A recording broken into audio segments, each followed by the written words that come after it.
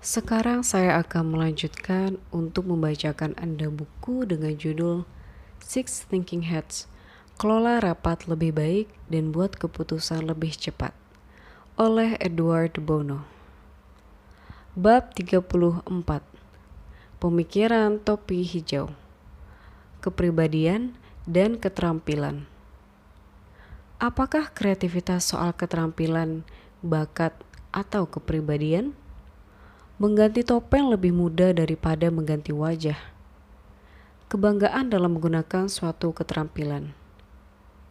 Saya sering ditanya apakah kreativitas itu soal keterampilan atau skill, soal bakat atau talent, atau soal kepribadian atau personality. Jawaban yang benar adalah kreativitas bisa merupakan ketiganya. Tetapi saya tidak memberikan jawaban itu. Jika kita tidak berupaya untuk mengembangkan keterampilan kreativitas, berarti hanya bisa menjadi soal bakat dan kepribadian. Orang-orang sangat siap menerima bahwa kreativitas adalah soal bakat atau kepribadian. Dan karena mereka tidak punya kreativitas, mereka lebih suka mempercayakan kreativitas pada orang lain. Jadi, saya menekankan pengembangan disengaja dari keterampilan berpikir kreatif. Misalnya melalui teknik pemikiran lateral. Saya lalu menjelaskan bahwa beberapa orang masih akan lebih baik dalam hal ini, seperti halnya beberapa orang lebih baik bermain tenis atau ski. Tapi sebagian besar orang bisa mencapai tingkat kompetensi. Saya tidak suka pendapat bahwa kreativitas seperti berkah spesial.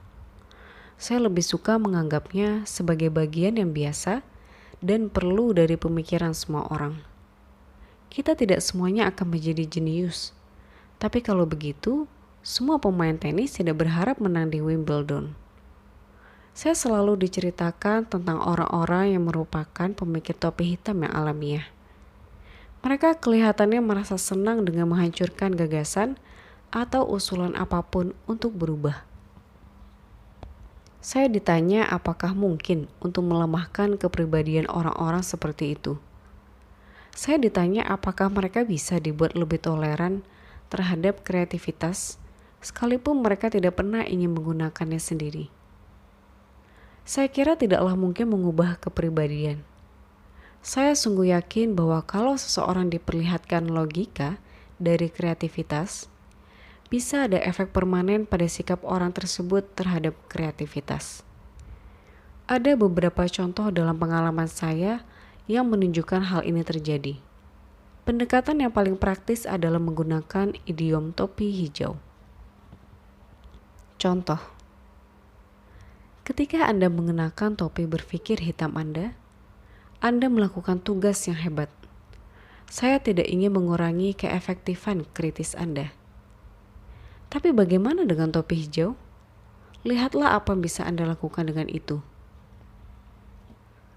Mungkin Anda lebih suka menjadi pemikir satu topi saja. Mungkin Anda bukan orang yang serba bisa. Mungkin Anda hanya bisa menyanyikan satu lagu. Mungkin Anda harus tetap menjadi spesialis negatif. Kami akan melibatkan Anda dalam diskusi hanya ketika kami membutuhkan pemikiran topi hitam. Tidak seorang pun suka dianggap hebat dalam satu hal. Seorang pemikir yang hebat dengan topi hitamnya juga ingin dianggap setidaknya cukup baik dengan topi hijau. Perbedaan yang jelas antara topi hijau dan topi hitam berarti bahwa ahli topi hitam tidak merasa dia harus mengurangi sifat negatifnya untuk menjadi kreatif. Ketika dia bersikap negatif, dia bisa bersikap negatif sepenuhnya seperti yang sudah-sudah. Bandingkan ini dengan upaya untuk mengubah kepribadian. Topeng tragedi dan topeng komedi adalah hal berbeda. Aktor itu sendiri tidak berganti. Dia memainkan setiap peran secara maksimal bergantung pada topeng apa yang dia pakai. Dia merasa bangga karena mampu memerankan komedi maupun tragedi. Dia merasa bangga dengan keterampilannya sebagai seorang aktor. Persis sama dengan itu, seorang pemikir perlu merasa bangga dengan keterampilannya sebagai pemikir. Ini berarti kemampuan untuk memakai setiap topi dari keenam topi berpikir dan menjalankan proses berpikir yang benar di setiap keadaan. Saya mengulanginya kembali di sini karena masalah praktis dari menghadapi kepribadian negatif. Contoh, saat ini kita menjalani sedikit pemikiran topi hijau. Jika Anda tidak bisa melakukannya, diam sajalah sebentar.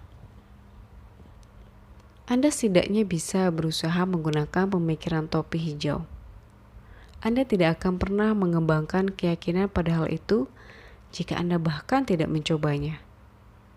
Pemikiran kreatif biasanya dalam posisi lemah, karena hal itu kelihatannya tidak menjadi bagian penting dari proses berpikir.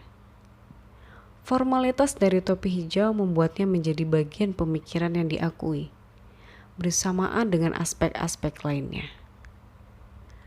Sekian sudah saya bacakan bab 34. Terima kasih sudah mendengarkan. Sampai jumpa di bab selanjutnya.